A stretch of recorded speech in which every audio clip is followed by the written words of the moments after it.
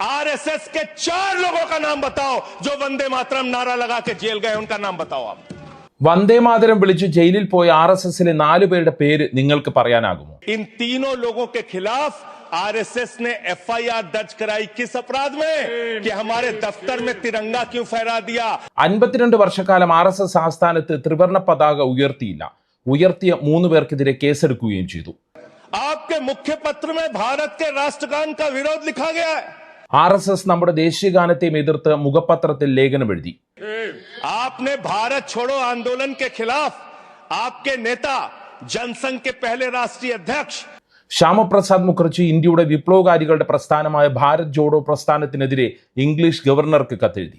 किसी भी सरकार को वंदे मातरम और भारत माता की जय लगाकर देश को लूटने की इजाजत नहीं देंगे. ഈ രാജ്യത്തെ ഒരു സർക്കാരിനെയും വന്ദേ മാതരം, ഭാരത് മാതാ കി ജയ് എന്നിവ വിളിച്ച് രാജ്യത്തെ കൊള്ളയടിക്കാൻ ഞങ്ങൾ അനുവദിക്കില്ല. സ്വാഗതം പേജ് 10 സ്റ്റോറീസിലേക്ക്. വലിയ രാജ്യസ്നേഹം പറയുന്ന RSSന്റെ ചരിത്രം, അവർ വന്ദേ മാതരത്തെക്കുറിച്ചും ജനഗണമനയെക്കുറിച്ചും എടുത്ത നിലപാടുകൾ എന്നിവ രാജ്യസഭയിൽ തുറന്നു കാട്ടിയിരിക്കുകയാണ് സഞ്ജയ് സിംഗ്. അദ്ദേഹത്തിന്റെ പ്രസംഗം ഇപ്പോൾ വൈറലാണ്. സോഷ്യൽ മീഡിയകളെല്ലാം ആപ്പ് നേതാവിന്റെ ഈ പ്രസംഗം ഏറ്റെടുത്തിരിക്കുകയാണ്. ആ അർത്ഥത്തിൽ വന്ദേ മാതരത്തെക്കുറിച്ചുള്ള ചർച്ച BJPയെ തിരിഞ്ഞുകൊത്തുകയാണ് എന്ന് പറയാം. സഞ്ജയ് സിംഗ് പ്രസംഗത്തിൽ ഉന്നയിച്ച 3 പ്രധാനപ്പെട്ട കാര്യങ്ങൾ പറയാനാണ് ഈ വീഡിയോയുമായി വന്നത്. ആ പ്രസക്ത ഭാഗങ്ങൾ മലയാളത്തിലാക്കി അവതരിപ്പിക്കുകയാണ്. പ്രസംഗത്തിന്റെ ഒരു ഘട്ടത്തിൽ സഞ്ജയ് സിംഗ് ചോദിക്കുന്നത് ഇതാണ്: ധീര രക്തസാക്ഷികളായ ഭഗത് സിംഗും സുഖ്ദേവും രാജ്ഗുരുവും ഖുദീറാം ബോസും വന്ദേമാതരം വിളിക്കുമ്പോൾ ആ സമയത്ത് നിങ്ങൾ എന്ത് ചെയ്യുകയായിരുന്നു? വന്ദേമാതരം വിളിച്ചുകൊണ്ട് ആളുകൾ ജയിലിൽ പോയി. वंदे मातरम का नारा लगाकर लोग जेल गए, लाठियां पड़ी उनको. मैं आपके माध्यम से इस सरकार से पूछना चाहता हूं, आरएसएस के 4 लोगों का नाम बताओ जो वंदे मातरम नारा लगा के जेल गए, उनका नाम बताओ आप. 4 लोगों का नाम बताओ आप. अपने 4 पुरखों का नाम आप बताओ. आप नहीं बता सकते क्योंकि आजादी के आंदोलन में आपका कोई इतिहास नहीं.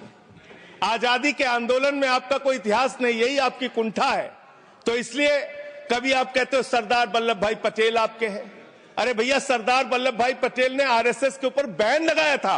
വന്ദേമാതരം മുദ്രാവാക്യം വിളിച്ചുകൊണ്ട് ജയിലിൽ പോയ RSSലെ 4 പേരുടെ പേര് നിങ്ങൾക്ക് പറയാൻ പറ്റുമോ?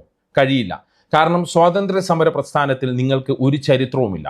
ഇതാണ് നിങ്ങളുടെ ഇന്നത്തെ അപകർഷതാബോധം. അതുകൊണ്ടാണ് നിങ്ങൾ സർദാർ വല്ലഭായ് പട്ടേലിനെ നിങ്ങളുടെ ആളാക്കി പറയുന്നത്. സർദാർ പട്ടേൽ RSSനെ നിരോധിച്ചയാളാണ്. ഇത് ചരിത്രത്തിൽ രേഖപ്പെടുത്തിയ കാര്യമാണ്. രാഷ്ട്രപിതാവ് മഹാത്മാഗാന്ധിയുടെ കൊലപാതക കേസിൽ RSS പ്രവർത്തകരെ 18 മാസത്തോളം ജയിലിലടച്ചു. RSS നിരോധനം നീക്കി വിട്ടയച്ചപ്പോൾ നിങ്ങൾ ദേശീയ പതാകയെ അംഗീകരിക്കണം എന്നൊരു വ്യവസ്ഥ വെച്ചിരുന്നു. അതായത് നിങ്ങൾ അന്ന് ത്രിവർണ്ണ പതാകയെ പോലും അംഗീകരിച്ചിരുന്നില്ല. 52 വർഷക്കാലം നിങ്ങൾ ഹിന്ദുസ്ഥാന്റെ പതാക RSS ആസ്ഥാനത്ത് ഉയർത്തിയില്ല. RSS പതാക ഉയർത്തിയ 3 പേര്, അതായത് വിജയ്, ഉന്മദ്, ദിലീപ് എന്നിവർക്കെതിരെ RSS കേസ് കൊടുത്തു. എന്ത് കുറ്റത്തിന്? RSS ആസ്ഥാനത്ത് ദേശീയ പതാക ഉയർത്തി എന്ന കുറ്റത്തിന്. എന്നിട്ട് 13 വർഷം ഈ കേസ് നടത്തി. ഇതാണ് നിങ്ങളുടെ യാഥാർത്ഥ്യം. നിങ്ങൾ ഭാരതത്തിന്റെ ദേശീയ പതാകയെ എതിർക്കുന്നു. അതുകൊണ്ട് നിങ്ങൾ ഭാരത മാതാവിന്റെ യഥാർത്ഥ മക്കളല്ല. അടുത്തതായി സഞ്ജയ് സിംഗ് കടന്നത് RSS മുഖപത്രമായ ഓർഗനൈസറിലേക്കാണ്. ये ऑर्गेनाइजर है, क्या लिख रहा है?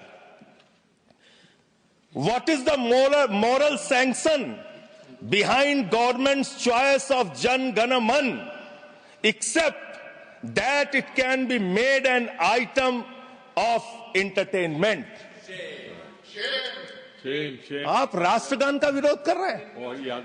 आप भारत के राष्ट्रगान का विरोध कर रहे हैं.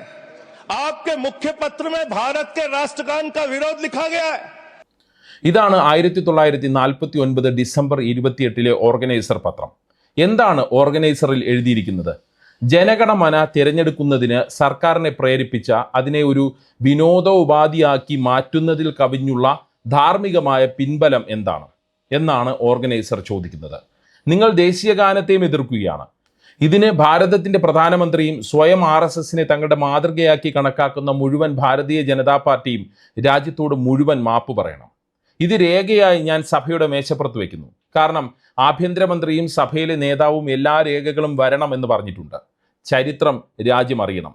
ആരൊക്കെയാണ് രാജ്യത്തോട് വഞ്ചന കാട്ടിയത്? ആരൊക്കെയാണ് ത്രിവർണ്ണ പതാകയെ എതിർത്തത്? ആരൊക്കെയാണ് ദേശീയ ഗാനത്തെ എതിർത്തത്? ഇതൊക്കെ രാജ്യം അറിയണം.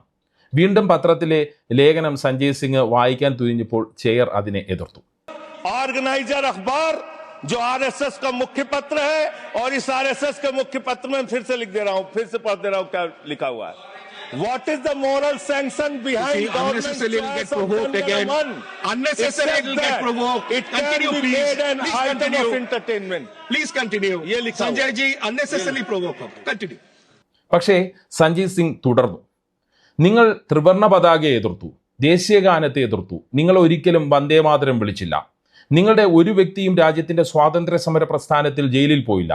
നിങ്ങൾ ഒരിക്കലും രാജ്യത്തിന് വേണ്ടി ഒന്നും ചെയ്തില്ല. നിങ്ങൾ രാജ്യത്തിന് വേണ്ടി ഒരു നഖം പോലും മുറിച്ചില്ല. कभी आपने कोई देश के लिए, हमारे यहाँ अवधि में कहावत है, नाखून कटाए के शहीद ना बना भैया. तू तो नाखूनों नहीं कटाया भैया, बिना नाखून कटाए शहीद बना चाहता है. ആം ആദ്മി പാർട്ടിയുടെ റാലികളിൽ, ആം ആദ്മി പാർട്ടിയുടെ യോഗങ്ങളിൽ ഭാരത് മാതാ കി ജയ്, വന്ദേ മാതരം എന്നിവ ഉച്ചത്തിൽ വിളിക്കാറുണ്ട്. ഒരു ദിവസം വിളിക്കാൻ തോന്നുന്നുവെങ്കിൽ ഞങ്ങളുടെ പാർട്ടിയുടെ പരിപാടിക്ക് വന്നോളൂ. നിങ്ങളെക്കാൾ വേഗത്തിൽ അവിടെ വന്ദേ മാതരം വിളിക്കും.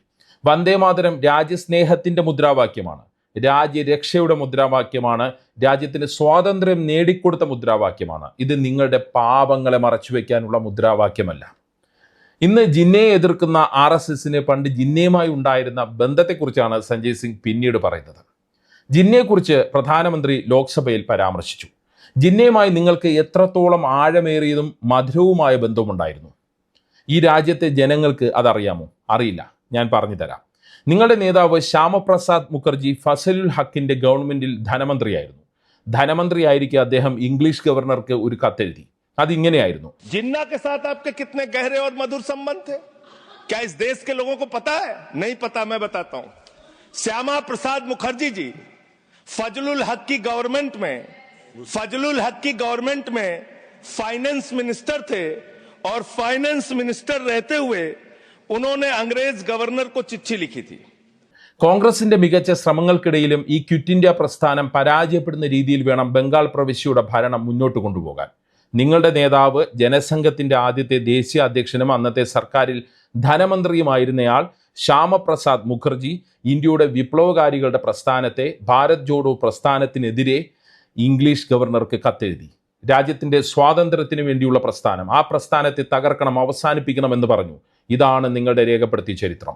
ഇത് നിങ്ങളെക്കുറിച്ച് രാജ്യം മുഴുവൻ അറിഞ്ഞിരിക്കണം.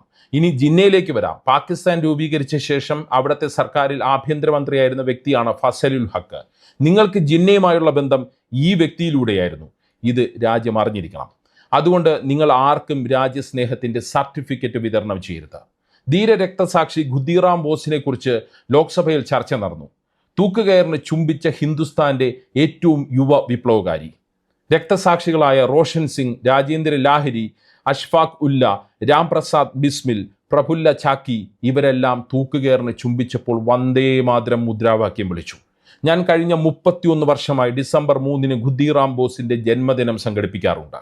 എൻ്റെ സ്ഥാപനത്തിൻ്റെ പേര് രക്തസാക്ഷി ചന്ദ്രശേഖർ ആസാദിൻ്റെ പേരിലാണ്. ഖുദീറാം ബോസിന്റെ അന്ത്യകർമ്മങ്ങൾ നടന്നപ്പോൾ ആ ചിതയിൽ നിന്ന് വന്ന ചാരം ബംഗാളിലെ അമ്മമാർ തങ്ങളുടെ കുട്ടികൾക്ക് ഏലസാക്കി ധരിപ്പിക്കുമായിരുന്നു. ഹിന്ദുസ്ഥാന് വേണ്ടി ഇങ്ങനെ ഒരു വിപ്ലവകാരിയായി മാറണമെന്ന് പറഞ്ഞായിരുന്നു അത്. ഇതാണ് ഹിന്ദുസ്ഥാന്റെ ചരിത്രം. വന്ദേ മാതരം എന്നാൽ എന്താണ് അർത്ഥമാക്കുന്നത്? വന്ദേ മാതരം എന്നാൽ മാതൃഭൂമിയെ വന്ദിക്കുക. നിങ്ങൾ എങ്ങനെയാണ് മാതൃഭൂമിയെ വന്ദിക്കുന്നത്? നിങ്ങൾ 1 രൂപയ്ക്ക് അദാനിക്ക് 1050 ഏക്കർ ഭൂമിയും 1 ലക്ഷം മാവും ലിച്ചിയുടെ മരങ്ങളും നൽകി. ഇതാണോ മാതൃഭൂമിയെ വന്ദിക്കുന്നത്? ഇതാണോ നിങ്ങളുടെ മാതൃഭൂമിയെ വന്ദിക്കൽ? മാതൃഭൂമിയെ നിങ്ങൾ വന്ദിക്കുന്നത് ഹിന്ദുസ്ഥാന്റെ വിമാനത്താവളങ്ങൾ വിറ്റുകൊണ്ടാണ്. മാതൃഭൂമിയെ വന്ദിക്കുന്നത് റെയിൽ വിറ്റുകൊണ്ടാണ്, കടൽ തീരങ്ങൾ വിറ്റുകൊണ്ടാണ്. നിങ്ങൾ മാതൃഭൂമിയെ വിൽക്കുന്ന ആളുകളാണ്. നിങ്ങൾ മാതൃഭൂമിയെ വന്ദിക്കുന്നവരല്ല. നിങ്ങൾ ഭാരതീയ സൈന്യത്തെ 4 വർഷത്തെ അഗ്നിവീർ പദ്ധതിയിലേക്ക് കൊണ്ടുവന്നു. അവർ രാജ്യത്തിൻ്റെ അതിർത്തി സംരക്ഷിക്കുന്നവരാണ്. വന്ദേ മാതരം മുദ്രാവാക്യം വിളിക്കുന്നവരാണ്. അവരുടെ നെഞ്ചിൽ കുത്തുകയാണ് നിങ്ങൾ ചെയ്തത്. നിങ്ങൾക്ക് മാതൃഭൂമിയോട് സ്നേഹമുണ്ടോ? എന്നിട്ട് നിങ്ങൾ രാജ്യസ്നേഹത്തെക്കുറിച്ചാണ് സംസാരിക്കുന്നത്. ഞാൻ സൈക്കിൾ കള്ളന്മാരെ കുറിച്ച് കേട്ടിട്ടുണ്ട്, ലോക്കറ്റ് കള്ളന്മാരെ കുറിച്ച് കേട്ടിട്ടുണ്ട്, സ്കൂട്ടർ കള്ളന്മാരെ കുറിച്ച് കേട്ടിട്ടുണ്ട്, പലതരം കള്ളന്മാരെ കുറിച്ചും കേട്ടിട്ടുണ്ട്. നിങ്ങളാകട്ടെ ഹിന്ദുസ്ഥാനിൽ വോട്ട് കള്ളന്മാരായി മാറി. വോട്ട് കള്ളന്മാർ. ഉത്തർപ്രദേശിൽ 3 കോടി വോട്ട് മോഷ്ടിക്കാൻ പോകുന്നു. ഇന്നലത്തെ മീറ്റിംഗിൽ അറിഞ്ഞത് 17.5% വോട്ടുകൾ ഉത്തർപ്രദേശിൽ വെട്ടിമാറ്റപ്പെടും എന്നാണ്. ഇങ്ങനെയാണോ ജനാധിപത്യത്തെ ശക്തിപ്പെടുത്തുന്നത്? ഇങ്ങനെയാണോ നിങ്ങൾ മാതൃഭൂമിയെ സേവിക്കുന്നത്? ഇങ്ങനെയാണോ നിങ്ങൾ മാതൃഭൂമിയെ വന്ദിക്കുന്നത്? സിനിമകളിൽ നമ്മൾ പല രംഗങ്ങൾ കണ്ടിട്ടുണ്ട്. കൊള്ളക്കാർ വരും, ജയ് ഭവാനി എന്ന് വിളിച്ചിട്ട് അവർ ഗ്രാമം മുഴുവൻ കൊള്ളയടിച്ചു കൊണ്ടുപോകും. कि हमने फिल्मों में सीन देखी है, डाकू लोग आते हैं जय भवानी जय भवानी जय भवानी कह के और वो गांव का गांव लूट के चले जाते हैं. जय भवानी कह के गांव का गांव लूट के चले जाते हैं. हम इस देश के अंदर किसी भी सरकार को वंदे मातरम और भारत माता की जय लगाकर देश को लूटने की इजाजत नहीं देंगे. ഈ രാജ്യത്തെ ഒരു സർക്കാരിനെയും വന്ദേ മാതരം, ഭാരത് മാതാ കി ജയ് എന്നിവ വിളിച്ച് രാജ്യത്തെ കൊള്ളയടിക്കാൻ ഞങ്ങൾ അനുവദിക്കില്ല. വന്ദേ മാതരം വിളിക്കും, ഭാരത് മാതാ കി ജയ് വിളിക്കും, ജയ് ഹിന്ദ് എന്ന് പറയും. ദേശീയ ഗാനവും വന്ദേ മാതരവും ഞങ്ങൾ പാടും. എന്നാൽ രാജ്യത്തോട് വഞ്ചനയും ചതിയും ചെയ്യാൻ ഞങ്ങൾ അനുവദിക്കില്ല. നിങ്ങളെ ചെയ്യാൻ അനുവദിക്കില്ല. കാരണം ഇത് രാജ്യസ്നേഹത്തിന്റെ മുദ്രാവാക്യങ്ങളാണ്. ഇതാണ് രാജ്യസഭയിൽ സഞ്ജയ് സിംഗ് നടത്തിയ പ്രസംഗത്തിന്റെ പ്രസക്ത ഭാഗങ്ങൾ. സഞ്ജയ് സിംഗ് വന്ദേമാതരത്തിന്റെ ചർച്ചയ്ക്ക് കൃത്യമായ രാഷ്ട്രീയ വ്യാഖ്യാനം നൽകി എന്ന് തന്നെ പറയാം. നല്ല വ്യക്തമായ പോയിന്റുകൾ അദ്ദേഹം ചർച്ചയിലേക്ക് കൊണ്ടുവന്നു. ഗോദി മീഡിയ മറച്ചുവെക്കുന്ന പല വാർത്തകളും ചരിത്രവും സഭയിൽ രേഖയാക്കാനും സഞ്ജയ് സിംഗിന് കഴിഞ്ഞു. വന്ദേമാതരം ചർച്ചയ്ക്കെടുത്ത് നെഹ്റുവുമായി അതിനെ ബന്ധപ്പെടുത്തിയാൽ പ്രതിപക്ഷം ഭയന്ന് വിറച്ചു പോകുമെന്ന് BJP വിചാരിച്ചു. മാത്രമല്ല, ബംഗാൾ തെരഞ്ഞെടുപ്പ് വരുന്ന ഒരു പശ്ചാത്തലത്തിൽ നെഹ്റു ബംഗാളി വിരുദ്ധനും ജിന്ന സ്നേഹിയുമാണ് എന്ന് വരുത്തി തീർക്കാനാണ് BJP ചർച്ചയിലുടനീളം അവരുടെ നേതാക്കളിലൂടെ ശ്രമിച്ചത്. മതത്തിൻ്റെ പേരിൽ കാര്യങ്ങൾ സംസാരിക്കുമ്പോൾ പ്രതിപക്ഷം പിന്നോട്ട് പോകുമെന്നും BJP ബുദ്ധി കേന്ദ്രങ്ങൾ വിചാരിച്ചു. എന്നാൽ വന്ദേമാതരം സംബന്ധിച്ച് ചർച്ചയിൽ ഒരിടത്തും പ്രതിപക്ഷം ഭയപ്പെടുകയോ പിന്നോട്ട് പോവുകയോ ചെയ്തില്ല എന്ന് നമുക്ക് നോക്കിക്കാണാൻ പറ്റും. മാത്രമല്ല, പ്രതിപക്ഷത്തിലെ പല നേതാക്കളുടെയും പ്രസംഗങ്ങൾക്കുള്ള തയ്യാറെടുപ്പുകൾ BJP അമ്പരപ്പിച്ചു എന്നതാണ് വാസ്തവം.